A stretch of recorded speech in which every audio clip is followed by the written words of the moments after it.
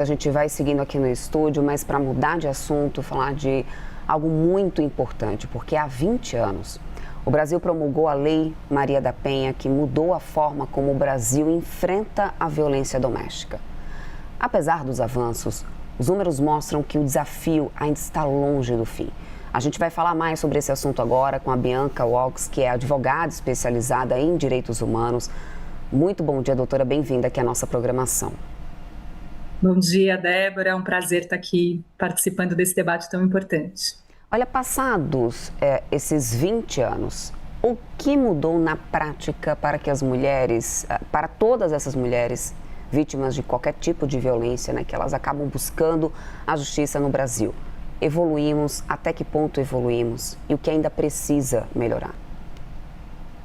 Olha, Débora, eu acho que a primeira evolução é fazer com que aquilo que era uma violência restrita ao ambiente doméstico, né, uma discussão que se falava muito, a briga de marido e mulher não se mete a colher, passa a ser um problema de Estado, passa a ser uma questão de toda a sociedade.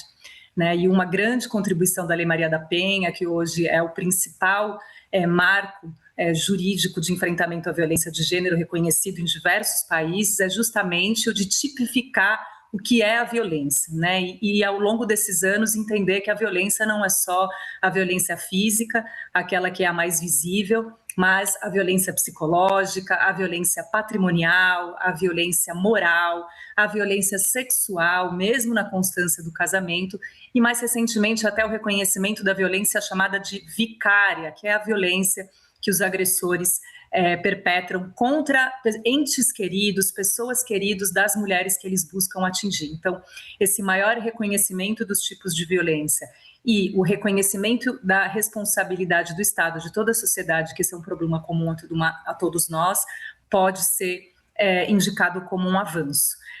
Por outro lado, como todo e qualquer problema social complexo, né, e a violência de gênero é um problema social complexo que tem raízes, né, em questões culturais, na assimetria de poder entre homens e mulheres que marca a nossa história, esse enfrentamento ainda ainda há muitos desafios para a sua efetividade. Então, diante da complexidade e, sobretudo, da importância de que a gente saiba que não é somente uma boa lei que vai resolver a questão da violência de gênero e não é somente o sistema de justiça que consegue dar resposta, né? A gente precisa de uma atuação articulada entre vários entes para poder fazer com que as mulheres vivam uma vida sem violência.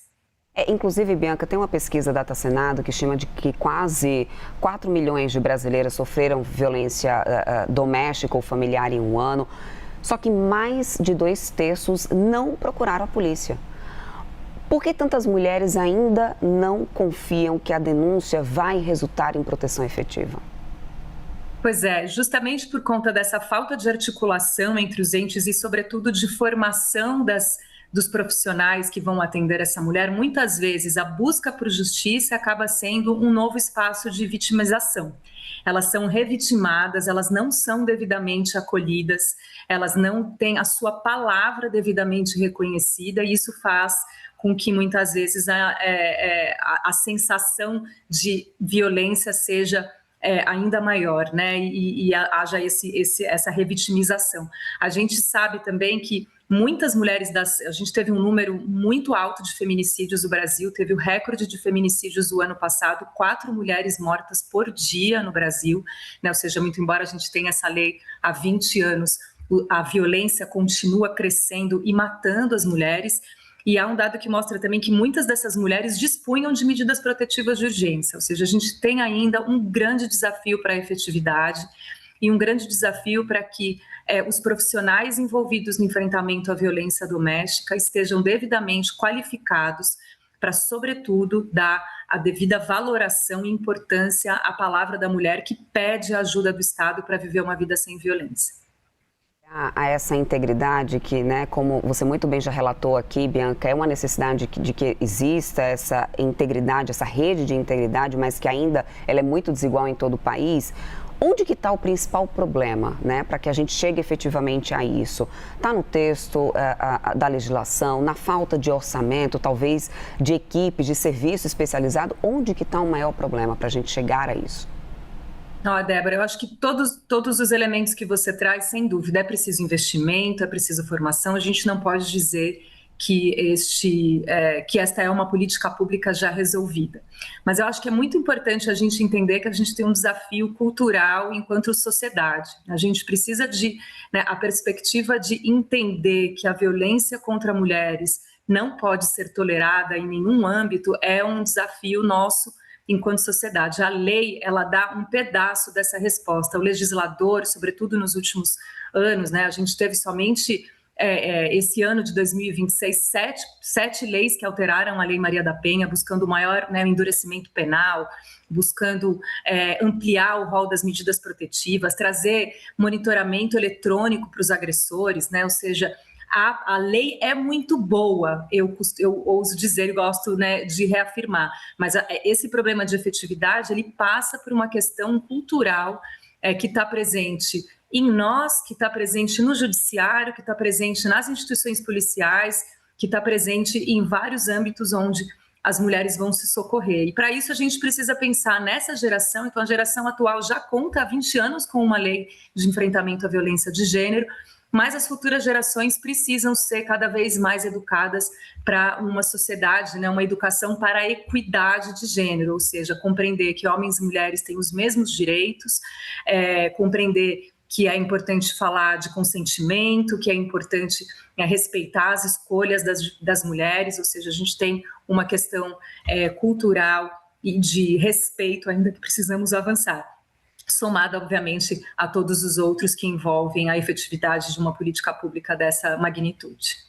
Além da questão do gênero, ainda a violência tem ganhado novas formas, né, Bianca? Perseguição digital, divulgação de imagens íntimas, controle das redes sociais, até mesmo o uso dos próprios filhos, né, para poder conseguir atingir a mulher, que é a chamada violência vicária. Eu até anotei aqui para não esquecer desse termo. A Maria da Penha está conseguindo acompanhar essas novas modalidades de agressão? Sim, justamente a violência vicária já está incluída como uma tipificada na própria lei como uma das formas de violência, é muito comum e acho que foi muito feliz o legislador quando traz isso como uma nova forma de violência. Os agressores sabem que ao atingir um ente querido, os filhos, a mãe, o pai, uma pessoa da rede de apoio, ao ameaçar atingir essas pessoas, as mulheres são ainda mais agredidas. Essa é uma forma muito perversa de violência e, sem dúvida, a violência digital, Débora. A gente tem se deparado na nossa atuação em favor de mulheres que sofrem violência com muitos casos assim, casos de divulgação de imagens íntimas, casos em que a ameaça de divulgação de imagens íntimas expondo a essas mulheres, humilhando essas mulheres, mas felizmente a gente teve até recentemente a edição de um decreto que busca dar solução a esse tema, mas sabendo, obviamente, da dificuldade que se tem em identificar muitas vezes perfis. Os agressores criam perfis falsos e depois tiram esses perfis falsos do ar.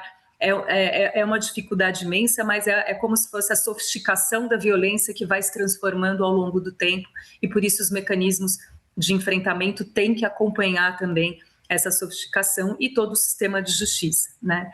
Então, ouso dizer que sim, há um acompanhamento da lei no sentido de buscar o reconhecimento dessas formas de violência, mas a efetividade ainda é um desafio e vai ser um desafio para nós nos próximos anos.